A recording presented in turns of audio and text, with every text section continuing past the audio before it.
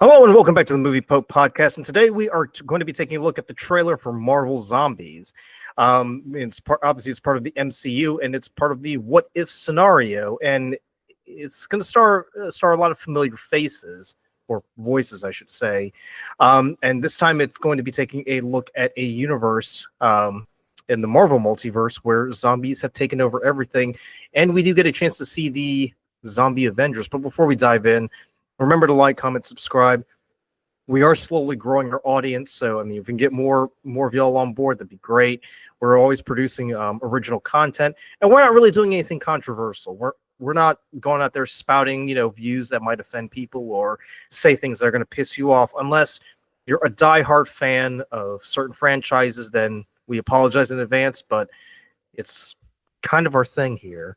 Ooh. I was kind of concerned where you're going with that one, so I'm glad that it didn't become really inflammatory. Listen. I know well enough to steer clear of that. After all, we don't want to offend anybody, but we do want to be honest at the same time. Yes. So Lee, constructive feedback. So Lee, did you ever watch that show What If during its 2-season run? Yeah, I did watch that, and when I saw Marvel Zombies, I was kind of like, this is weird, because I definitely remember there was an episode, or at least if I'm remembering correctly, there was an episode. Well, an episode and a half, to be fair.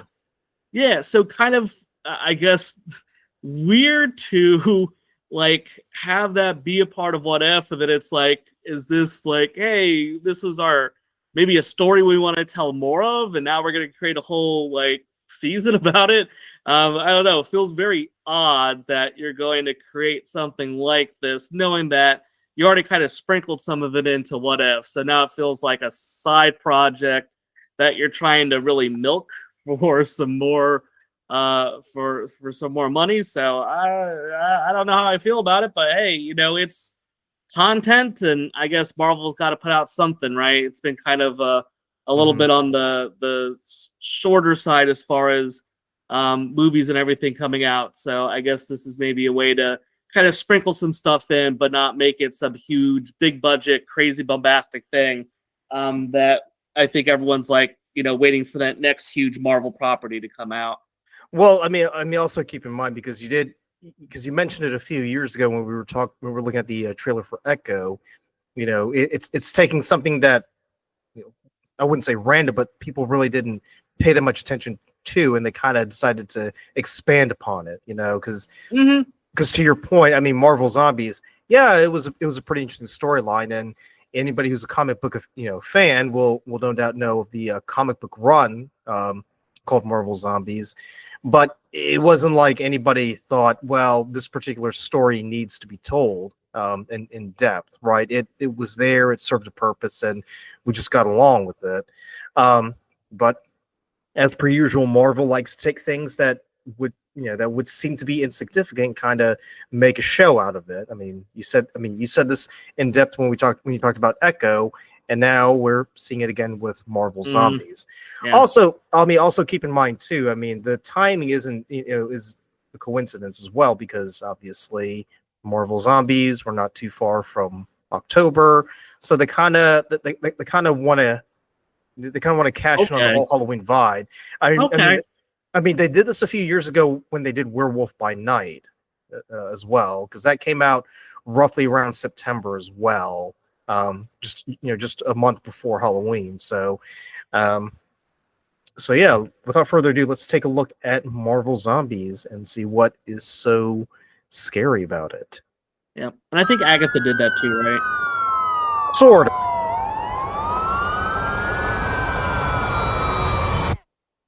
Well, I was gonna say, with Agatha, with Agatha, it wasn't really as hyped, because sure. I meant it was more coming out in that October time frame. Yeah. With the Halloween theme.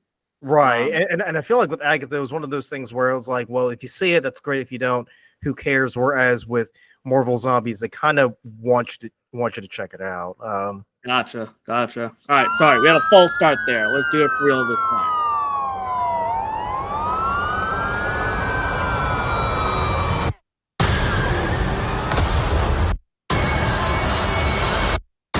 Okay, so we got Zhang Shi finally. Everyone's been wondering where he's been. Well, here you go. We got a lot of zombies. I don't know why they were all on that rooftop and decided to jump out in that cinematic way, but No one is safe. I mean, if you have Thanos as a zombie, does he just not win automatically? I mean, he does have. I mean, he does have the Infinity Gauntlet. Yeah, and- like I feel Well, like that's just a 'cause I mean- loss for the well, world. well, because in the comics, even though they're zombies, they still have their intelligence. So it's not like they're a bunch of stupid zombies who go around looking for brains. Like, say for instance, Iron Man. Even though he's a zombie, he can still build new suits and all that stuff. It's just Iron Man's a zombie? well, we see it. Well, it's on the thumbnail of this video, and we do see Oh. a hint of it too. Really, did I miss it already? Finally. The battle they will sing about. For ages.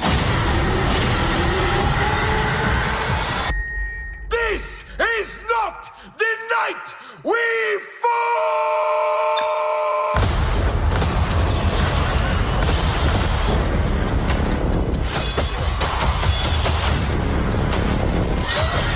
I also like that it's a short thing, right? It's just drawn out. No. Marvel See, like, as I said, like, to me, it's just over, right, with Thanos. I just feel like I don't know how you do with that, especially knowing that you see some key figures are already zombified. So, are we gonna? I mean, I'm curious. We obviously are jumping into it. I wonder how much we're gonna spend seeing what happened to all the other heroes, or are we just gonna kind of jump into kind of this last stand type of thing where it looks like we're all just trying to survive because so many characters are already zombified with what we're seeing. So I would be curious what type of backstory or what we're going to be seeing with this, and if they're going to be kind of playing off of. I don't remember all the characters in What If's zombie related one. Well, I know. Well, I remember Wanda. She gets turned into a zombie, and then she That's right. because in that episode, I think she becomes like super powerful, and she just starts wailing at everybody. Yes. And Vision is there. He's still he's obviously being the Vision, but he's also a bit crazy as well. Like, can Vision become a zombie? No, he's not. No, he can't be a zombie, but he kind of okay. To use to use a 28 Days Later reference, there's a bit of a Dr. Kelson vibe to him, Okay. And I'm not just saying that because they're both British. I'm saying that Dr. Kelson kind of had like this weird, almost like objective, like humanity is relevant, death is relevant, nothing matters kind of thing. Mm-hmm. Vision is kind of like that, except with the added bonus of, oh, I love Wanda even if she's a zombie. I have to do everything I can to kind of help her out and make sure she doesn't go over the edge and kill everybody, but I still want to protect her. Ah, my gosh, come on, man, let it go. So it ain't that deep. So you're one of the most least believable love stories since since the Hulk. So I mean, I don't.